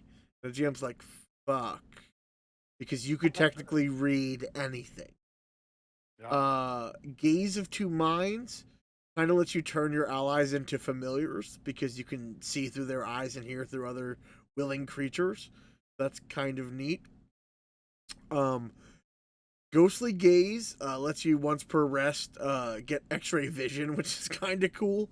But here's the cool thing: it also gives you dark vision if you didn't have it. So you could be like super eye person where you're like, I see too much. You get all the gaze ones, I guess. Which there's one more gaze one, so that could work out. Uh, Maddening Hex is pretty cool. It turns the person hex, it kind of becomes like an AoE explosion of psychic damage Doesn't do a huge amount, but it does no friends, so you won't hurt your allies fighting them. And you don't really do much with your bonus action once you got a hex on someone. So, kind of a nice thing. One with shadows lets you kind of go invisible with darkness or dim light as long as you don't move or take action. So it could be neat for like role playing if you wanted to spy in a shadowy corner, or if you wanted to get to a spot and go invisible. Um, Relentless Hex is super good, especially if you're a Gish or a fighty boy or gal, because it lets you teleport to someone who is cursed by you, and that's any kind of curse as a bonus action, so you get a 30-foot teleport. Super nice. Uh, I think Tomb of Levistus is freaking hilarious because you're like, oh god, don't hurt me, as you like just become an ice block. So you get it at 5th level, which means that you'll get at least 50 temps to absorb an attack. So if that's like a dragon's breath or something horrible, great. I think the only downside to it is that you lose your turn because technically it ends at the end of your next turn. Right. So you kind of lose a turn out of it. So I don't know how worth it is. And then lastly, we have Witch Sight, which allows you to see the true form and creature that is concealed by illusion or transmutation. So it's kind of like a very minor true sight. But if you combo that with, ghost gaze and dark and devil sight, you got a lot of weird, vision things where you can like see through a lot of people's shit without having to spend a spell for it. Ooh, we did it, Gene. We got through all the invocations and all the packs. Oh boy. Now we get to go to my favorite fucking part. The room of reflect. No, the warlock weaknesses. Now we're gonna talk about Warlock weaknesses. Oh, this is your favorite part. It 100% is. Yeah, 17. Give it to me, baby. You're like, I really want to start. I said, not Oh, today. denied. You knew I wanted it. That's why. That's true. So we're going to go into the warlock weaknesses, which Renny will expand upon. But to start off, this was my biggest bone to pick with them, is that they have a incredibly limited spell list and known spells. So they only get a number of known spells, and I think it's only like 15 at the end, but it's not a huge amount. And they get all these extra spells from their otherworldly patron, but they have to choose to take them. I would think if you made a pact with some other otherworldly being, they would be similar to the effect of domain spells, where they should be kind of always on your known list if I were to have designed the warlock. And I don't really see the reason why. But I think that weakness, and also that the invocations that give you spells, they don't add them to your warlock spell list.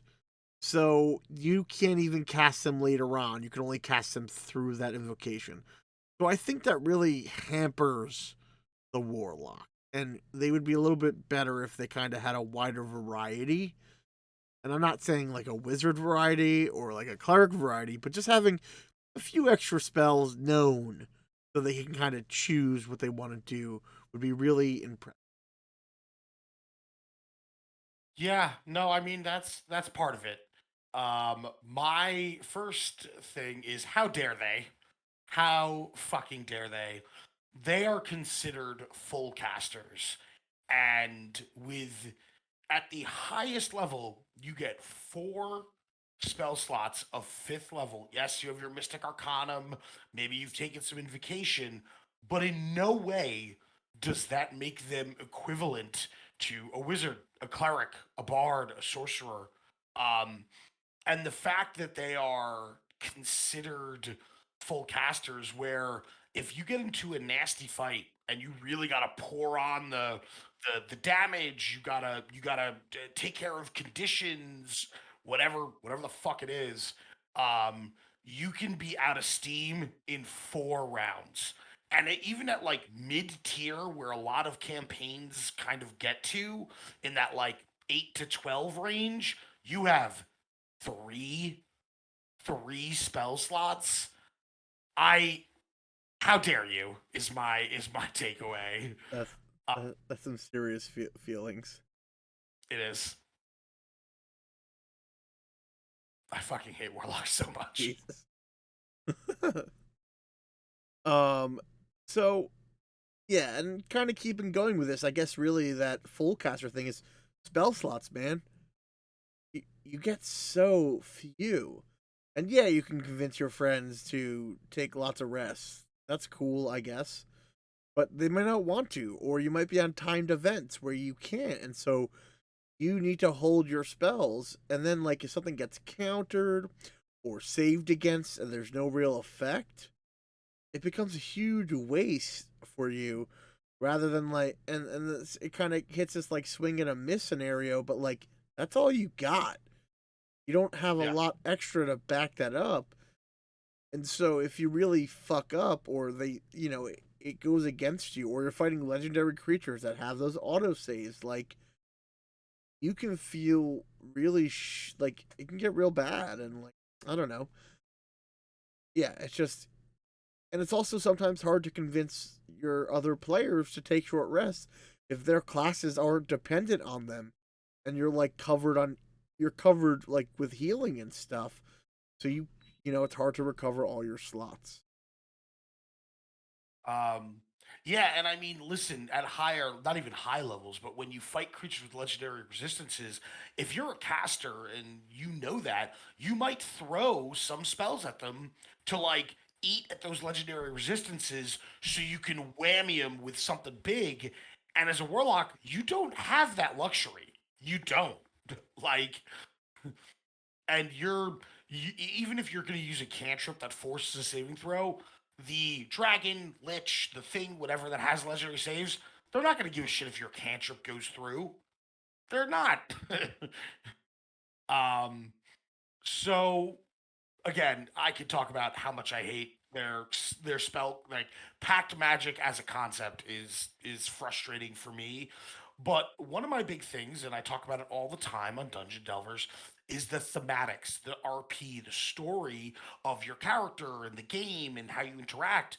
And listen, there is a cool story of that master and servant, servitor and eldritch power. I think that or can be an interesting story, but it's very personal. It's one direction, and maybe it's one direction going both ways, but like that's it. And that story, in my opinion, can be kind of difficult to pull off in a group setting.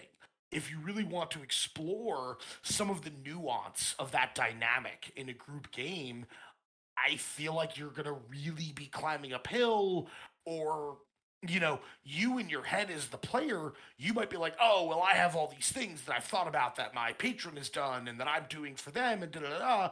But like, well, that's cool. And if that gives you energy and gives you more stuff to roleplay with, that's cool. But nobody sees that but you and maybe your GM. So I feel like you miss out on a lot of the RP. And I know there's a lot of people who talk about like how clerics are just warlocks with a different payment plan. But like if I'm playing with a cleric, I may not be involved in their faith, but me as a player, when I watch their RP and I kind of, go on that journey with them, I see it happening. I understand the nature of the relationship between their God and them. With a patron, it's such a personal thing. I don't know. I feel like you're not going to get as much out of it as you possibly could. If you were reading about that person in that story in that relationship, sure. I bet there's all kinds of stuff you could find out. But Yeah. And then that kind of goes into, you are constantly upcasting spells, and some of those spells may not have benefits from the upcast, and you don't really have a choice in the matter. Like, sure, most often, like, clerics and other wizards and stuff have, like, magic missiles and guiding bolts and cure wounds, and sure, if you take the right, you know, patron, you can get similar spells. But some of your spells, like silence, doesn't really get better when you upcast it. Like certain things don't change. And so if you're not casting spells that are better upcast, it's almost like you're wasting your higher level resources. So, it can definitely feel like you have a bad resource management. Um and yeah, we're almost done with this. We almost got this guy. We're moving right along. Um, Yeah, and I mean, listen, I understand this whole like, well, they get their spell slots back on a short rest. Yeah, that's great, man. You get 3 spell slots back. Let's say if you're at that level, a wizard, a cleric, anyone of a comparable level, they're like, I started today with like 12 spell slots. Like, what the hell's your problem? Or 10 spell slots. It could just. And the last thing, again, I could go on, but I really don't care to. Um, the warlocks feel a little bit like a holdover from previous editions. We first saw them come out in third or 3.5, and they were neat. They were different. They were people clamored for them for whatever reason. And they had a place. And then they stuck around for fourth edition, and fourth edition really evened the playing field amongst all the classes, right? Which was a good and bad thing. Um, and then they came to fifth, and now warlocks had to be different and work differently. And I don't think there's something wrong with that difference, but like, don't include them just because you did it in the past. If it doesn't work, it doesn't work, right? And listen, I know there's a lot of people who make warlocks, a lot of people who play warlocks. So clearly, I'm in the minority, and I'm okay with that. But yeah, I think I'm done shitting on warlocks for tonight.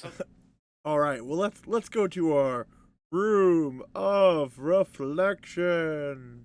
And it's a blood fountain now. Whoa. It is a blood fountain.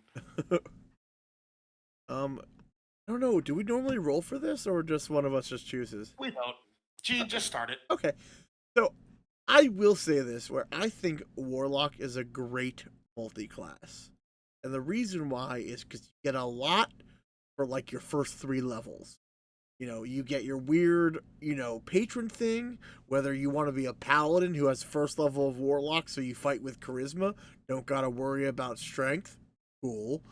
Or, every time you slay a foe, you gain temps back. Great. And then your second level, you get invocations, and they're all pretty delightful. And then at third level, you get your pack feature. And that's even if you go that high. You only really need 1 or 2 levels of it to really help augment anything you're playing. Like, I've definitely seen a lot of paladin locks who, use those short rest spell slots to get some extra smites. You can even do that for like a dip in it for like a rogue just to get that hex. There's a lot of different options for multi-classing warlock, a little dip here and there. And also, there's also options like I currently in a campaign play, a warlock who then dipped into sorcerer to augment, my casting abilities. I already use charisma, and it's okay. It feels good. It was a good multi-class. So I think they're great for multi-classing, especially if you just need a little bit of casting for not too much effort. Yeah, and I mean, more certain options are better than others. You get so much out of Hexblade. You get like Hexblade's curse and the charisma as their fighting stat. You get a lot out of it. So anyone who's already a fight guy who wants a little magic on the side, you can go pretty far. Um, but as for like feats and builds, I feel like a lot of builds they don't, you rarely see pure warlocks. Again, I don't play a lot of them. I know some people who do, but I feel like warlock is always, I'm gonna get warlock just for this one thing out of warlock or this invocation and this thing, and then I'm going the rest this class. Um, but they are a casting class, like Gene was saying earlier. Spell sniper. If you're an Blast boy or girl, you're gonna have a great time making your Eldritch Blast have a massive range. Um, Even if you don't take the Eldritch Spear. Um, So, a lot of and even if you stay warlock for whatever reason, um, and you took ritual caster as a feat, even if you didn't go pact of tome, and you took, you know, magic initiate this or shadow touch that, just so you kind of picked and like you got a few extra spells to add to your little bag of tricks. That's not bad. Um, Also, you but you can get more invocations out of the feat, which can really kind of that's true. enhance your power level.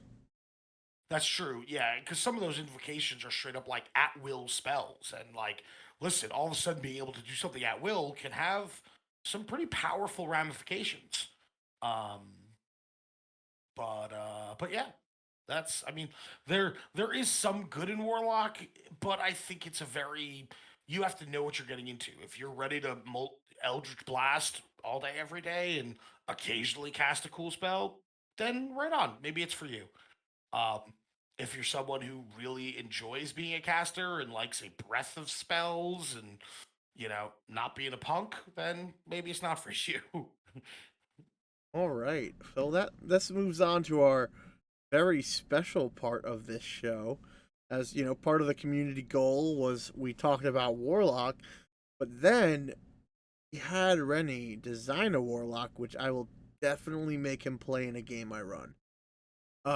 Even if it's for a little bit, he doesn't have to play forever. But why don't you tell us about him and like kind of the RP and ideas and maybe why you chose certain things. Sure, sure. I don't wanna take over this whole yeah. So the idea I had, again, my thoughts and feelings on Warlock is no mystery to anyone at this point. But I wanted to make a warlock that was a little more in line with the kind of casters I like to play. Um, and if you watched our Curse of Strahd stream, I played a bard sorcerer. I was all about tricks. Um, I play a cleric currently. I play two different clerics, but I like casters because I like those breadth and width of abilities. So I'll be honest, I kind of made a warlock who had in my opinion, a very wide variety of spell-like abilities. Um, a little bit of the RP, and I won't focus too much on it, but the RP behind it is that I made them a hexblood who has the undead patron. And my idea here was that, like many children, I was hex cursed by a hag when I was a baby. I finally came to into maturity, and all of a sudden, this crown, this bone crown, started to emerge. I began to all of a sudden exhibit these signs, and the hag came to collect me. I didn't want to leave my parents, so this hag killed them and raised them as undead to be like, oh look, you don't have to, so come on. Being scared, frightened, etc., I follow this hag back to her lair, where there is a lich waiting for her because this hag, unbeknownst to me, had made many enemies over the course of her years, and this lich pretty summarily obliterates this hag and sees this creature that I am and my two undead parents and sees an opportunity where instead of just destroying me as an extension of her, he can kind of turn, turn a vengeance into a profit. And he offers me I end up making a pact with him because I don't want to be cursed by this hag anymore.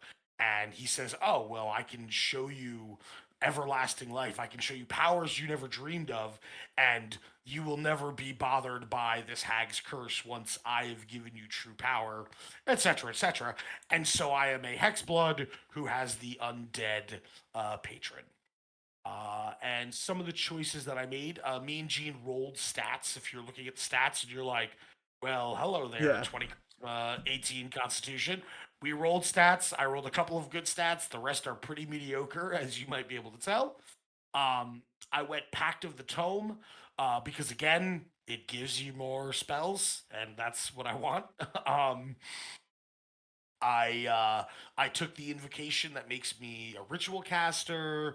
I took the invocation that lets me cast Animate Dead once per day, and I took another invocation I can't think of. It's on my character sheet. But from Hexblood, I get a few different spells I can cast. From my ritual caster side, I get a couple of rituals I can cast. Um, and at fourth level, as opposed to a stat bump, I took Shadow Touched, so I got the ability to cast Invisibility and inflict wounds once a day without using a spell slot. So again, I just kind of like kept broadening those abilities to choose from. Yeah, my thought behind this character is that this lich taught them power, and they got a taste of finally being able to kind of like control their destiny and control the world around them. They kind of like it, and the veil between life and death to them is not sacred or sacrosanct. And so there's a lot of zombie making, a lot of skeleton making, a lot of summoning undead, because they're just another means to an end. Um, and I didn't necessarily make this character evil, but I definitely made them neutral in like, listen, a hammer is only a weapon if someone bashes in your skull with it. Otherwise, it's the tool of the carpenter, right? Yeah. Um, So yeah, I made this a very caster heavy. Pact of the Toe makes you a very cast heavy warlock, and yeah, they're warlock. I All did right. it. So I'm gonna say my personal anecdote for Warlock is that if you're playing it in a home campaign where you can get some personal attention, I think it can be a delightful story to tell, and there's some really fun aspects that you don't get to really see in D&D. What I wish is that there was a little bit more support in those aspects of like I understand what they say, but it's like making a little bit more emphasis on it. I wish the spell list was a little bit more broader, that you got more spells known, but I definitely can see the appeal to it, and I have fun with it. As long as you have a party that doesn't mind sleeping a bunch and taking nappies, you should have a good time.